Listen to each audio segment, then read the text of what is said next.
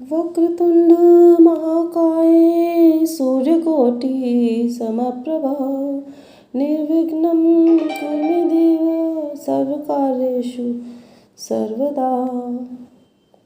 राधे राधे जी। भक्ति for all channel में शशि शर्मा आप सभी का हार्दिक स्वागत करती है। मेरी माताओं, बहनों, बंधुओं, आज मैं बुधवार की कथा सुनाने जा रही हूँ। गणेश भगवान, गणपति हमारे सारे विघ्न तो हरते ही हैं और हमें सभी संकटों से छुटकारा दिलाते हैं। विघ्नहर्ता इनका नाम है। तो आप पूरे मन से और पूरी तरह से ध्यान लगा करके इनकी कथा सुनिएगा तो आपको संकट तो सारे आपके दूर होंगे ही, साथ ही आ रही आर्थिक जो भी परेशानियां हैं वो भी दूर होंगी। तो आइए बिना देरी करे हम कथा सुनते हैं। गणेश जी महाराज की जय। गणेश जी महाराज एक बार पृथ्वी पर भ्रमण के लिए निकले। उनके मन में आई कि आज मैं पृथ्वी पर घूम कर के आता हूँ। तो पृथ्वी पर जब भ्रमण कर रहे थे तो करते करते एक खेत से निकल रहे थे, किसान के खेत से। जब किसान के खेत से निकल रहे थे तो 12 उसमें गेहूं का खेत लगा हुआ था, तो उसमें से दाने तोड़ करके उन्होंने कुछ खा लिए। वो 12 दाने अनाज के तोड़ के उन्होंने खा लिए। उनकी भूख जो थी वो तो शांत हो गई, परंतु कुछ आगे चलने के बाद गणेश जी के मन में विचार आया कि ये तो मैंने किसान के खेत से चोरी कर ली, तो इसका प्रायश्चित तो मुझे करना ही चाहिए। तो वो उस समय किसान के घर पहुँचे। गणेश जी महाराज वहाँ पहुँचे और किसान के यहाँ किसान से पूछा कि मुझे नौकरी पर रख लीजिए। तो उस समय किसान का किसी से थोड़ा झगड़ा सा हो रहा था कि भाई ये काम ऐसे होना चाहिए कि होना चाहिए, कि लेन देन को लेकर के। लेकिन वो जैसे ही गणेश जी पहुँचे, जब वहाँ विघ्नहर्ता ही पहुँच गए तो वो विघ्न भी दूर हो गया। तो किसान ने सोचा कि इसके आते ही ये मेरा काम बहुत दिनों से नहीं हो रहा था, इस बच्चे के आते ही ये काम हो गया, तो मैं इसे नौकरी पर रख लेता हूँ। किसान ने उनको नौकरी पर रख लिया। अब वहाँ बहुत सालों तक 12 वर्ष तक नौकरी करते करते गणेश जी भी उनके परिवार के सदस्य ही बन गए। एक दिन किसान की पत्नी लैट्रिन जा कर के आई, निपट कर के आई, मतलब तो शौच करके आई, तो राख से अपने हाथ धो रही थी। तो गणेश जी ने देख लिया। गणेश जी पास आकर बोले कि माता, ये राख से हाथ धोना गलत है। लैट्रिन जाने के बाद, निपट करने के बाद में मिट्टी से हाथ धोने चाहिए। चलो मिट्टी से हाथ धो। और गणेश जी ने किसान की पत्नी के हाथ मिट्टी से धुलवा दिए, राख उनके हाथ से फिकवा दी।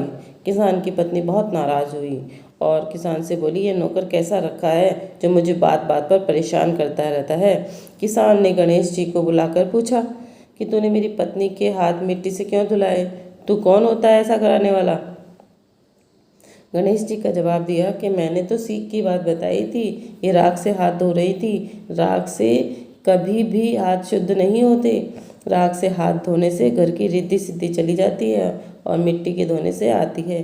किसान ने सोचा कि गणेशिया तो बड़ा होशियार है, ये तो अच्छी बात कह रहा है। तो अतः किसान ने गणेश जी को माफ़ कर दिया। कुछ दिनों बाद कुंभ का मेला आया। किसान ने बोला कि गणेशा जा रही मेरी पत्नी को कुंभ स्नान करा ला।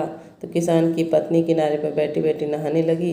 तो गणेश जी आगे ले जा कर के गोता खिला कर ले आए।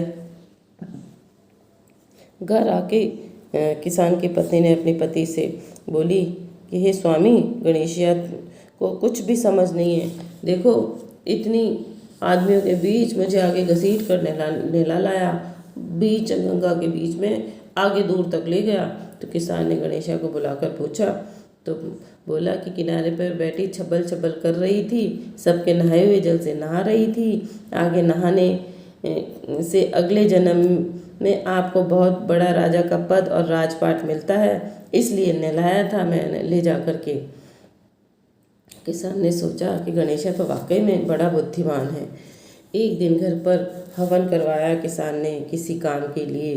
तो किसान बोला, जा रे गणेशा, मेरी पत्नी को होम में बैठने के लिए बुला ला। तब गणेशा गया और जब गणेश जी के साथ किसान की पत्नी होम पर बैठने के लिए आने लगी तो गणेश जी ने देखा कि वह काली रंग का ब्लाउज़ पहने हुए है, तो काली अंगी पहनी हुई है। तो गणेश जी नाराज हो गए और उससे अंगी फाड़ दी और बोले कि लाल अंगी पहन कर आओ। तो गणेश जी के द्वारा अंगी फाड़ने पर का ब्लाउज़ फाड़ने पर गणेश जी की पत्नी रूठ गई और किसान ने पूछा कि भाग्यवान रूठ कैसे गई, जब बहुत देर तक पत्नी नहीं पहुंची। तो किसान बुलाने आया तो पत्नी रूठी हुई थी, होम का समय बीता जा रहा था। अब क्या करे, फिर पत्नी ने पति को सब बातें बता दी कि ये गणेश तो इतना है, ऐसा है। तो किसान ने गुस्सा होकर गणेश जी को बुलाया और बोले कि आजकल तू बहुत बदमाशी करने लग गया है। गणेश जी बड़े विनम्र होकर बोले कि मालिक मालकिन काली अंगी पहन करके काली अंगियाँ पहनी और पहन करके होम में बैठने के लिए आ रही थी। मैंने तो वह उतार कर लाल अंगी पहनने के लिए बोला था। काली अंगी तो शुभ ही नहीं, अशुभ होती है, शुभ होती ही नहीं है। तो किसान ने गणेश जी को धन्यवाद दिया कि तुमने बहुत अच्छा किया, चलो कोई बात नहीं। फिर उन्होंने अपनी पत्नी को मनाया और उस हवन में तो बैठने के लिए कहा। जब हवन की तैयारी शुरू होने लगी, किसान के घर पर पूजा की तैयारी होने लगी, तो गणेश जी की मूर्ति लाना भूल गए। तब गणेश जी बोले कि गणेश जी की मूर्ति की क्या ज़रूरत है, मुझे ही विराजमान कर लो, तुम्हारे सारे काम सफल हो जाएंगे। ये बात सुन करके तो किसान गणेश पर लाल पीला हो गया और गुस्सा हो गया। बोला कि तू तो अभी तक तो मालकिन से ही मस्करी करता था, अब पंडित जी के सामने और मेरे सामने भी मस्करी करने लगा। गणेश जी बोले मस्करी नहीं कर रहा हूँ, सच्ची बात कह रहा हूँ। इतना कहकर उन्होंने गणेश जी का रूप धारण किया और किसान और उसकी पत्नी एक साथ गणेश जी की पूजा की। पूजा खत्म होते ही गणेश जी तो अंतर्ध्यान हो गए। किसान ने अपनी पत्नी को बोला कि अपने तो घर साक्षात गणेश जी महाराज विद्यमान थे और हम उसको एक नौकर समझकर घर का सारा काम करवाते रहे। गणेश जी ने करवाते रहे, इस चीज़ से वो बहुत दुखी हुए। उनको गणेश जी को बहुत याद किया उन्होंने और दाना अन्न पानी जल सब छोड़ दिया कि हमने तो गणेश जी की सेवा पूजा तो करी नहीं, उनसे अपना काम और करवाया। 1 दिन 2 दिन 8 दिन बीत गए, कुछ नहीं खाया। फिर गणेश जी प्रसन्न हुए, प्रसन्न तो थे ही।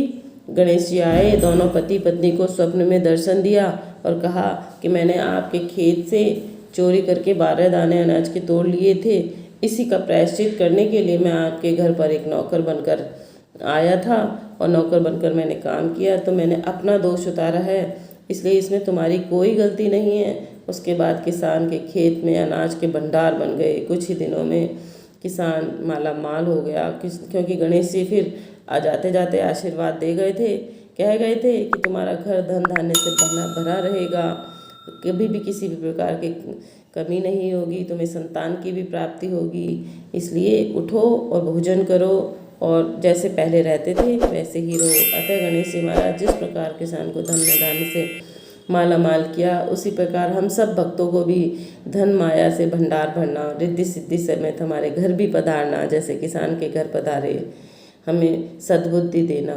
जय गणेश जी महाराज की जय।